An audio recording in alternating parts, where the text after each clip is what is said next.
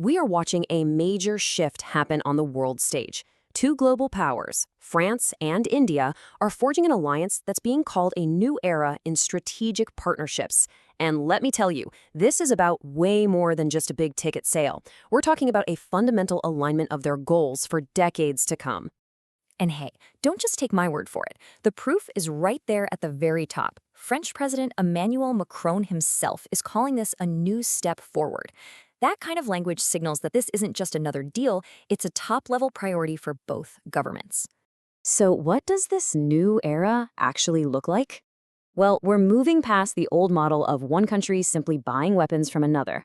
This is about deep strategic cooperation, it's about sharing technology, and, this is the big one, it's about building cutting-edge military hardware together right there on Indian soil. Okay, so at the very heart of this entire alliance is one single massive agreement that's grabbing all the headlines, the acquisition of the Dassault Rafale fighter jet. This is the centerpiece, the core around which this entire partnership is being built. So let's talk numbers. The one you're going to hear everywhere is 114.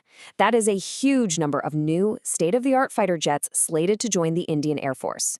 This isn't just topping up the fleet. This is a generation-defining move designed to secure India's air dominance for the foreseeable future. And of course, a number like that comes with a pretty staggering price tag. We're talking about an estimated $35.65 billion.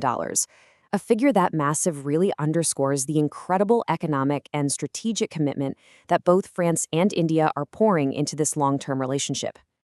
Now, this isn't India's first rodeo with the Rafale.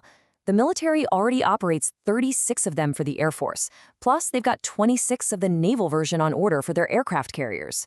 So this new deal is a massive vote of confidence, set to more than triple the Air Force's current Rafale strength.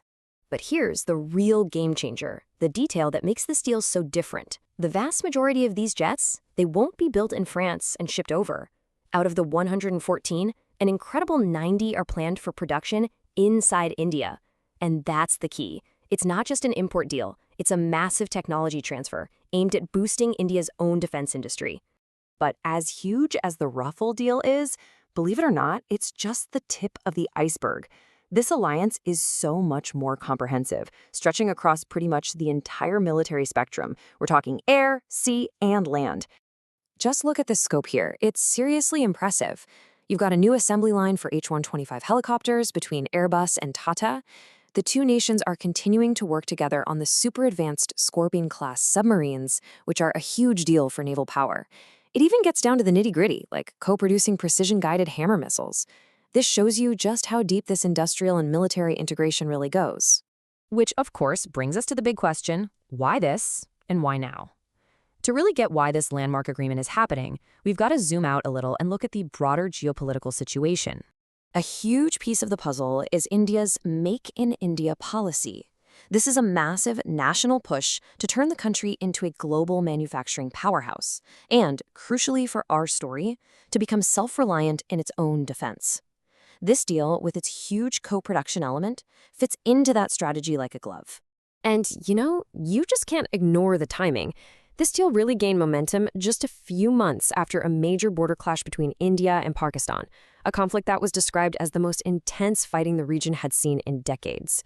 An event like that, well, it creates a very powerful and very urgent reason to modernize your military. Now, as you'd expect, what actually happened in that conflict led to two very different stories.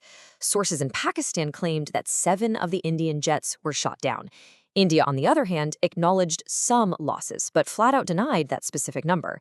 But, regardless of the exact figures, the fighting clearly highlighted a pressing need for the most advanced air power available.